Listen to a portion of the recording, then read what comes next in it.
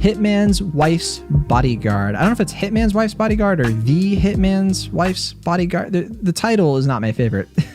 So if I recall correctly, the first one is called The Hitman's Bodyguard. This one's called Hitman's Wife's Bodyguard. But I keep calling it... Yeah, exactly. I keep calling it, though, The Hitman's Bodyguard's Wife. I keep mixing up the wife and bodyguard part. Yeah, same. Yeah. Yeah. So that's where I always get confused. Okay. Yeah.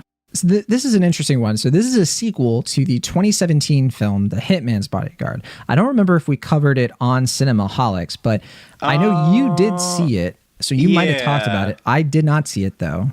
Right.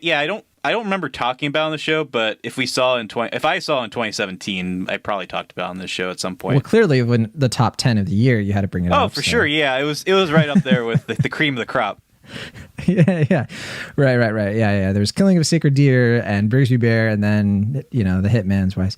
Whatever. So this was interesting for me because I watched the sequel without watching the first film. Fortunately, you gave me a perfect recap where you go ahead and recount it for the list. Maybe there's some listeners who had seen the first one. Well, sure. I mean, it's important to know that Samuel Jackson is the hitman. Ryan Reynolds is the bodyguard, and Selena Gomez, Salma Hayek is the wife. Oh man, that would be a way ickier movie. But yeah, sorry, Salma Hayek is the wife, and that's pretty much all you need to know. Perfect. Yeah. So this movie also has Frank Grillo and Antonio Banderas is the villain. Morgan Freeman, Tom Hopper, Richard E. Grant is apparently in the first one as well, which I didn't realize. Oh, yeah. He actually, he has a pretty fun part in the first one.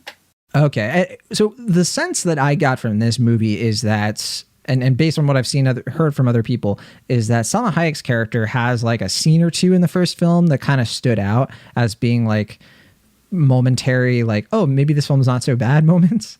Yeah, I mean, she had a glorified supporting role in the film, if I recall correctly. It wasn't. She was kind of I think fifth build or something, maybe a little bit higher.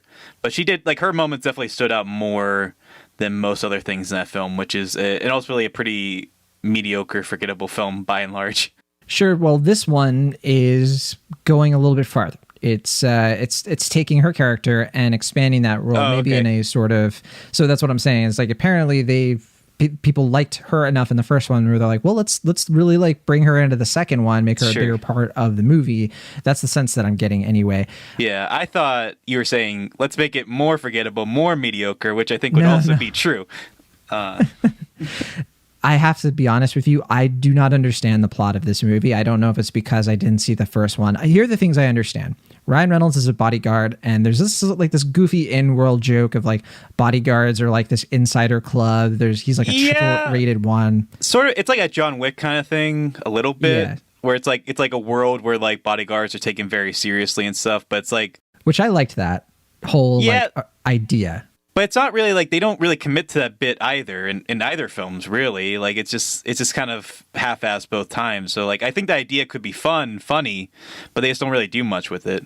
Well, what I like about it, at least, with the Tom Hopper character, ends up sort of being a great foil, to Ryan Reynolds, where he feels like the more competent, triple-rated bodyguard, and there's a little bit of fun stuff there. Maybe it felt more fun because the rest of the movie was so flat. But I did understand that. I got that part of it. I got that he and Samuel Jackson, the hitman, don't like each other, that Salma Hayek, the wife, is this very insecure, she wants to have a baby, but biologically that's going to be a bit of a challenge. And she has a sort of strained relationship, albeit passionate, with Samuel Jackson's hitman. I don't know these people's names. I don't understand why they are the way that they are. And I did not understand the plot here, where Antonio Banderas, I think, was trying to stop Wi-Fi in Europe so he could blow things up. I don't get it. I really don't get it. Well, here's the thing, John. The first movie made more money than the studio anticipated. So they're yeah, I get that. Oh, okay, I guess we can make a sequel. Well, the first movie, it didn't really warrant a sequel. It's what if there was a wife? And it's that's true. Yeah. So there we go. Then that's why we have this now from Lionsgate. It's playing in theaters and it's getting the negative reviews. People are this thing is just not funny and it's not it's just not anything. And I think that's kind of where I'm at with it as well. I just found it to be such a slog to get through, and I wanted to just stop watching it. I was like, I don't care. I just, the action wasn't very engaging. I think they do this whole thing with Ryan Reynolds' character where he's on sabbatical, right? So he can't use lethal weapons. You know, he can't use a gun, he can't use a knife, he won't kill people. So they sort of like, you know, limit his character, so then he doesn't really do anything. And so I was like, well, what's the point? Like, why is he here? I don't know. All was really weird to me. Yeah, I mean, one thing I do kind of appreciate about these films is that, like, they're designed to ride on the charisma and personalities of each star. So it's like you're saying, it's not like that their characters so much. It's just like a a Samuel Jackson type character, a Ryan Reynolds type character, a Salma Hayek type character. They're just all in a movie and they're all going to yell at each other for like whatever 2 hours, and it's just like that's a movie. Which I mean there is at the same time though. Is this really a Ryan Reynolds thing? Because he's kind of like a more straight-laced. He's not Van Wilder. You're not Deadpool in this. Well, that's the thing, right? It's like, I feel like when I was watching this film, like, I didn't really have this issue the first time, but I felt like this time it's like, I feel like he's kind of miscast in this role.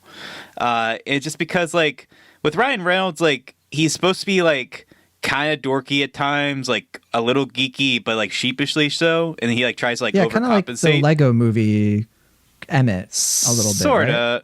No, I mean, like, with Deadpool, it made sense because it's like he is fairly geeky and, like, he has, like, a lot of pop culture knowledge, but, like, he's almost sort of, like, self-conscious about it, and he, like, kind of, like, rides on his, like, charisma and his, you know, his good looks and stuff like that, but there is, like, sort of, like, a inherent dorkiness to his, like, star presence that I think is, like, part of the appeal. I don't know if that's fair to say or not, but with, like, this film, it's just kind of just, he's just, like, I don't really like these people. I'm annoyed by them. I'm just going to make jokes. But, like, I'm still tagging along with them because I can't do anything else. I'm the star of this film. So it's just, like, it doesn't really feel like it's, like, playing to his strengths either. It's just kind of just, like, he's just, like, just trying to do, like, a Ryan Reynolds type thing in a role that doesn't really feel like it plays to his strengths, really. I really feel that towards Samuel L. Jackson, who I think is, like, just not present for the, I mean, he is just like, I don't want to say phoning it in, but I just don't get the sense that he's passionate about this role or really wants to be there. I will say Samuel Jackson, I don't think he ever fully phones it in. Like, I think he commits to a certain degree with every film, but I agree with you that he's playing the beats with this one. He's doing what's expected with him. You can kind of tell in his eyes that he's kind of bored by it, but he's not like, I don't think he gives a bad performance. I just think that, like, he just doesn't really have a lot of emotional investment in this movie, working or not. He's going to get paid. Which is why it's like, if he doesn't have emotional investment, why should I? Exactly. Like, that's where I'm at. Yeah, I mean, that's what I feel about, like, Ryan Reynolds as well in this film. Like, the only lead actor that I feel is actually really committed to this is Salma Hayek, which I just feel bad for her because it just is like, she doesn't really get a lot of starring roles these days. Like, I'm sure she's making the most of it, but just like the movie just makes her out to be this like broad caricature of a character, and she's just not that fun in that role, unfortunately. Yeah, you know, it was kind of like that in Bliss, right? The Owen Wilson film where, she just she's unfortunately doing a good performance in a movie that really lets her down. And I definitely don't like that her career has kind of gone down this road where she just sort of gets typecast a little bit. Or in this case, I think she's just sort of like the only person really like bringing something unique and somewhat interesting, I guess. But at the same time, it's like her energy level is so high, so much that it really loses its impact over time. I think at first I'm like, oh man, she's funny. Like, she's just, you know, this is like a nice little like duo kind of thing they got going on here. Sure, I can buy this. But then, as soon as Jackson gets involved and then it's the three of them and she's just like really overdoing it, I think, to compensate. And it's all just unfortunate. And my beloved Antonio Banderas, you know, the lead actor, one of my favorite actors, the lead actor in my favorite movie. Of course. And here he is, you know, post Pain and Glory, just like this really boring, uninteresting villain who should be so much sillier. And he's trying to make it silly, right? But instead, he's in these like really quick scenes, and I don't even know what to say. I'm going to be 100% honest with you. I've seen this movie about like almost 2 weeks ago. I kind of forgot Antonio Banderas was in this movie. Exactly. I mean, I'm not surprised, to be honest with you. But it does have Morgan Freeman, which was kind of surprising. Yeah, I wasn't expecting that. I don't know if that's a spoiler, but does anyone really care? I mean, honestly. Well, we didn't say who he plays, so I think that would be the spoiler. Sure, that's fair. But yeah, I don't really have anything else to say about this. It's just a loud, dumb action movie with the plot that doesn't make sense and characters I just did not care about. So I'm like a D+ on Hitman's Wife's Bodyguard, maybe more like a C-. All right. That's more negative than I expected from you, but I don't think that's unwarranted. Yeah, I mean, it's just having seen the first one, it's basically a little bit more of the same, but just worse. I didn't really even find the first film to be as charming as some people did, but I could at least understand. Like, I do think in the first movie, Samuel L. Jackson and Ryan Reynolds play off each other a little bit better. I do agree with you that I think it's because Samuel L. Jackson, I think, is a little bit more committed to that film than this one, where it just has like a sort of like whole 10 yards vibe to it throughout, where like everyone's just like, why are we doing this? like did anyone really want this? Like, can I just go home? Like, it's a vibe I just kind of get throughout this whole thing. Like, no one's like giving a bad performance, but everyone's just kind of this like, yeah, I guess this is the film we're in. Like, all right, thanks for your money. All right, bye. And it's just like, yeah, like you said, like if you guys aren't really committed to this, you're not selling the bit, what am I supposed to get out of this? So yeah, I just found it to be not a really fun or engaging or entertaining film by and large. So I'm not quite as negative as you are, but I'll give it a low C. All right. Well, that is a C-ish for me and a C for you. Definitely not one of the ones we recommend this week. Hitman's Wife's Bodyguard, as we mentioned, is now playing in theaters, and it's just 100 minutes long.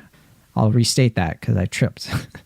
It's just 100 minutes long. Is it only 100 minutes long? Yeah. I legit thought it was. I honestly thought it was 2 hours long. It's a clean hour 40. Yeah, it doesn't feel like it for sure. Yeah. 25% on Rotten Tomatoes out of 125 reviews. So we're sure the trilogy will be capped any second now. I'll give the movie a little bit of slack without giving anything away. I did think the final joke in the movie was kind of funny, but not enough to salvage the film by any means.